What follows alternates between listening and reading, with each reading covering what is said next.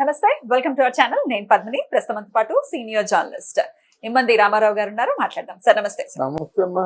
Sir, Allu గారి కుటుంబం మధ్య, కొనిదెల కుటుంబం మధ్య ఒక చిన్న వార్ ఎప్పుడు నడుస్తూ ఉంటుంది. ఈగో క్లాషెస్ అనుకోవచ్చు, ఆధిపత్యం పోరు అనుకోవచ్చు.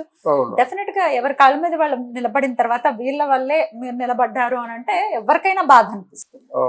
రైట్. ఇప్పుడు ఇంకొక ఇష్యూ తెర మీదకి వచ్చింది. అదే అల్లు అర్జున్ అలాగే అల్లు ఫ్యామిలీ వాళ్ళకి అలాగే కొనిదెల ఫ్యామిలీకి మధ్య ఉన్నటువంటి ఫ్యామిలీ గ్రూప్, అది వాట్సాప్ అనుకోవచ్చు, ఏ గ్రూప్ అయినా, ఈ ఫ్యామిలీ గ్రూప్స్ లో నుంచి అల్లు అర్జున్ బయటకు వచ్చేసారు అని చెప్పి ఒక మాట వినిపిస్తుంది.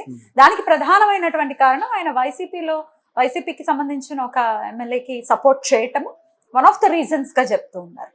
ఇందులో నిజాలు ఏంటి? ఈ వార్ ఎప్పుడు నడుస్తూ ఉంది వీళ్ళ మధ్య? కరెక్ట్, మీరు చెప్పింది కరెక్ట్. ఎవరికి తెలియని విషయాలు చెప్తాను నేను. చిరంజీవి గారు చాలా కష్టపడే వ్యక్తి. మేము గమనిస్తుండేవారు. అప్పుడు మా దృష్టిలో ఎన్టీఆర్, ఏఎన్ఆర్, సోన్ బాబు, కృష్ణ, హర్నాథ్ వీళ్ళు హీరోలు. అంతేగాని ఈయన కొత్తగా వచ్చాడనమాట. పాండి బజార్లో తిరుగుతున్నాడు, కానీ ఎక్కడ అల్లరి చిల్లరగా తిరిగేవాడు కాదు. మంచి స్టైలిష్గా ఉండేవాడు. ఎవరితో మాట్లాడేవాడు కాదు. మనకు ఎప్పటికైనా మంచి లక్ష్యం వస్తుంది అనుకున్నాం. తర్వాత ఆయన ఖైదీ సినిమాకు వచ్చేంతవరకు కూడా చాలా కష్టాలు పడ్డాడు. ఆయనకి ప్రొడక్షన్ మేనేజరు ఎస్పి వెంకన్న బాబు అనే ఉండేవాడు. అంటే మన అరవింద్ గారు అప్పటికి ప్రొడ్యూసర్ అయ్యేంత పెద్ద ఒక ఏదో మా ఊళ్ళో మహాశివుడు అని అల్లు రామలింగయ్య సినిమా తీశారు, కానీ అంత అంటే ఫోర్స్గా సినిమాలు తీసే అంత ధైర్యం లేదు. అప్పుడు మరి వెంకన్న బాబుకి ఈయన అరవింద్ గారికి గొడవ జరిగింది. చాలా పెద్ద గొడవ జరిగింది.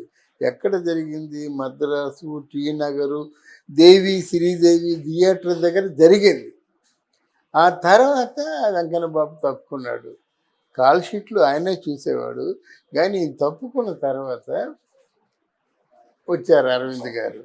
అయితే ఇక్కడ ఏంటంటే మూల పదార్థం, అసలైన బంగారం మాత్రం చిరంజీవి గారే. ఆ చిరంజీవి గారు కాబట్టి ఆయన ఎవరు ఊహించని విధంగా ఎదిగాడు. ఆయనతో పాటు ఈయన కూడా ఎదిగాడు. అర్థమైందా? ఇప్పుడు ఎవరు ముందు అనుకుంటే చిరంజీవి గారే నా దృష్టిలో ముందు. బట్ ఎన్నాళ్ళని మోస్తారు? ఇప్పుడు అల్లు అర్జున్ చాలా ఏళ్ళు మోసి ఉన్నారు.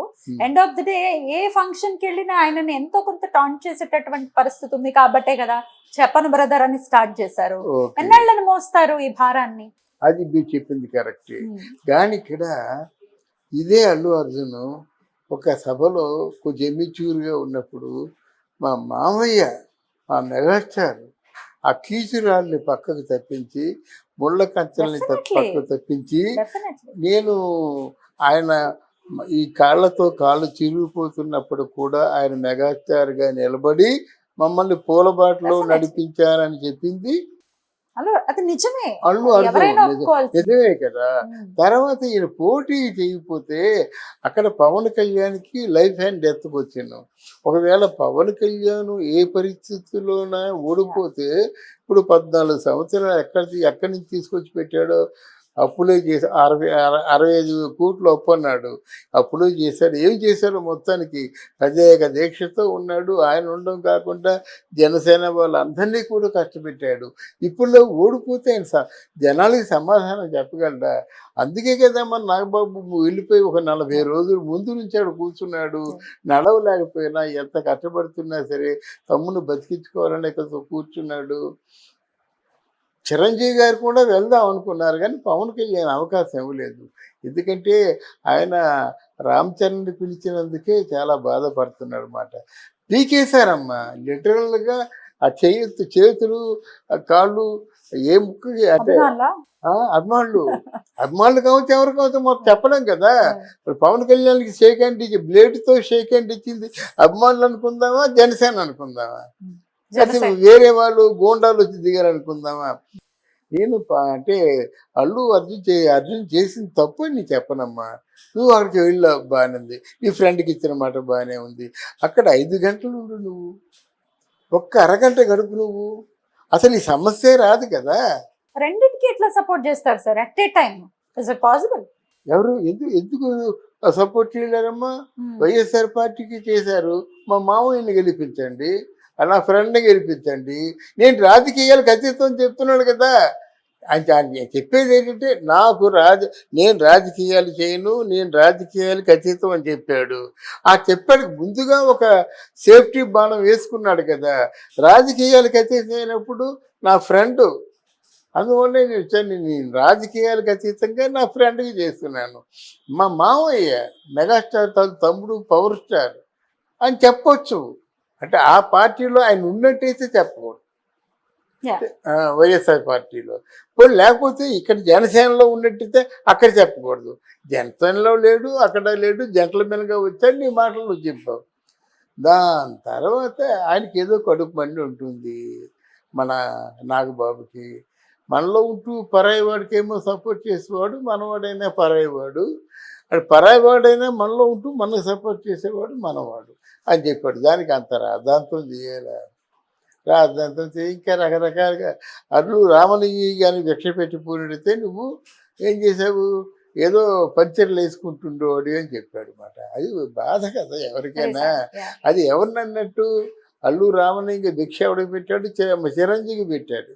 అంటే మిగతా వాళ్ళు పెట్టలేదు కదా. మిగతా వాళ్ళకి రామలింగికి, మిగతా వాళ్ళకి వాళ్ళ ఫ్యామిలీకి ఏ సంబంధాలు లేవు కదా.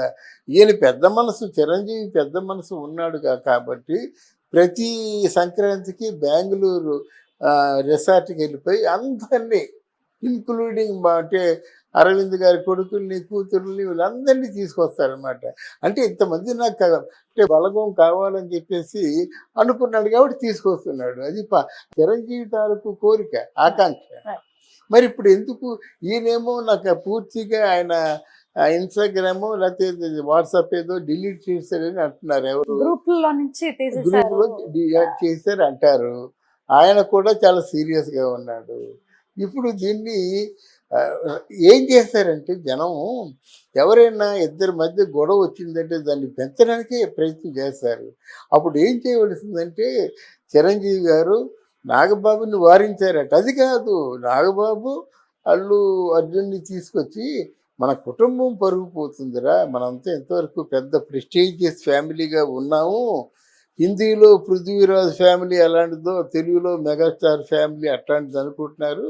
నీ తాలూకు మంచి మనసు మీరు అది కలవండి, దాంతో ఏముంది అంటే వినరు కదా వాళ్ళు. తప్పకుండా వినడం మానేరు కదా, తప్పకుండా వింటారు అన్నమాట. అది జరగలేదు. ఇంకా రకరకాల ఇష్యూస్ వస్తూనే ఉన్నాయి ఎప్పటికైనా. అయితే వాళ్ళ మధ్య కోల్డ్ వార్ ఉంది. ఆ కోల్డ్ వార్ ఎందుకుందో వాళ్ళకి తెలుసు. ఒకసారి ఆయన బయటపడ్డాడు. ఎవరు, మన అర్జున్. ఏంటంటే ఏదో మా నాన్న మీద ఏమో చాలా నిందలు ఉన్నాయి, మా నాన్న ఏమో పార్టీ డబ్బు నొక్కేసినట్టు, పార్టీ వాళ్ళ డబ్బు తీసుకున్నట్టు, ఇక్కడ చిరంజీవి గారితో డబ్బు తీసుకున్నట్టు అని కొంచెం బాధగా ఒకసారి రద్దేశాడు అనమాట. అంటే అట్లాంటివి ఉంటే ఏమన్నా వాళ్ళు పర్సనల్గా కుటుంబంలో తేల్చుకుంటే బాగుంటుంది, కానీ సభాముఖంగా చెప్పకూడదు కదా. ఏమైనా కొంచెం ఇందాక ఫస్ట్ ఇంట్రడక్షన్లో చెప్పావు, it is correct. Ego problem, పర్సనల్గా ఉన్న ప్రాబ్లం, దాని మీద కుటుంబం ఎఫెక్ట్ అవుతుంది ఈరోజు. అవి సమస్య పోవాలని కోరుకోవటం మినహాయిస్తే తప్పకుండా డెఫినెట్ గా అవి సాల్వ్ అవ్వాలని కోరుకుంటూ థ్యాంక్ యూ సార్. తప్పకుండా థ్యాంక్ యూ.